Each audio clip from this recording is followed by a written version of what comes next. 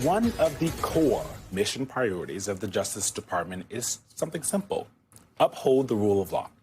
But for Trump's DOJ, it appears that the federal courts are necessary to make sure that priority is actually achieved, at least in two different instances just this week. In one case, dealing with the Epstein files, Acting Attorney General Todd Blanche was ordered to comply with the Epstein Files Transparency Act. Remember that? He was supposed to release unredacted versions of several files by next Thursday, or explain why so many documents are still heavily redacted.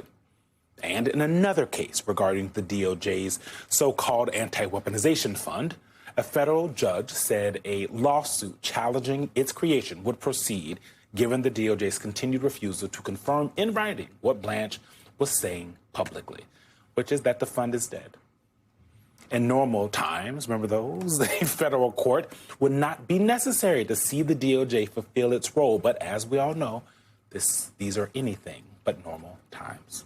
Andrew Weissman is back with us. Andrew, I think as someone like you who has been doing this work for a long time, who believes in the rule of law, who sees it as an important part of the American experiment. Maybe not shocked, but dismay at what you're seeing from this DOJ under Pam Bondi and now under Acting Attorney General Todd Blanche. A judge this week, I want to read from what a judge said, finding that he conceded to violating the law on the Epstein files by failing to address allegations seeking broader access to the records. This is a quote from the judge. The Attorney General does not respond substantively to any of these arguments. The Attorney General conceded that he is in violation of the act. I'm sorry. A judge saying the Acting Attorney General broke the law. That's what we're seeing here. What are the ramifications? Well, the ramifications, the way I look at this is you have to think about this in terms of Todd Blanche is about to have a confirmation hearing in the middle of July. And if the Senate confirms him, the ramifications, to answer your question, are zero. It obviously has huge ramifications in terms of the rule of law, in terms of the Department of Justice, in terms of the morale of the people in the Justice Department, in terms of all of our rights.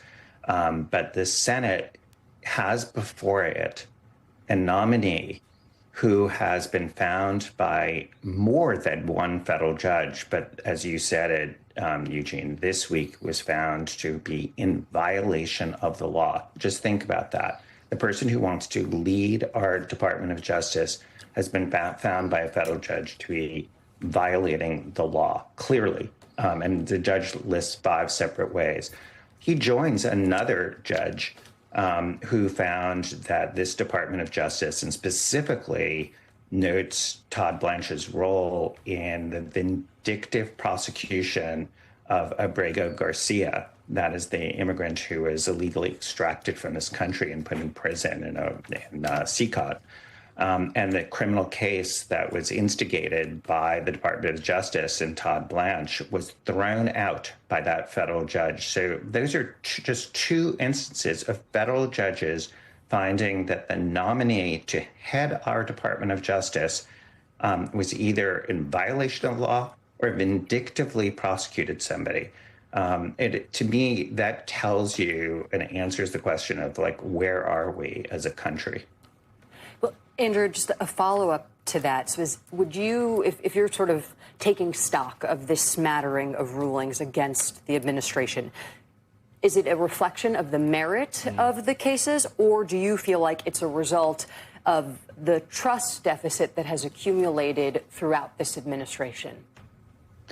Well, there's no question there's a trust deficit. That is something that my colleagues at Just Security, which is a legal forum affiliated with the NYU Law School where I work, has put together a sort of very clear recitation of all the different judges, particularly at the district court level, but also the Court of Appeals level, judges of all stripes appointed by Republicans and Democrats who have said exactly what you've noted, Jackie, this the fact that they do not trust the Department of Justice, and the so-called presumption of regularity, which is a legal presumption in favor of the government, is something that does not apply anymore.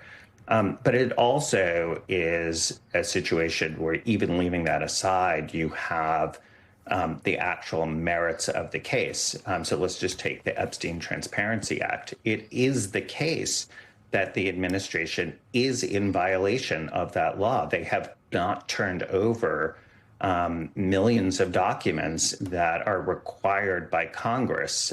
Congress, can take action to enforce its own law. Here, our former colleague Katie Phang brought this lawsuit and was victorious in pointing out that the administration, Todd Blanche specifically, are in violation of the law.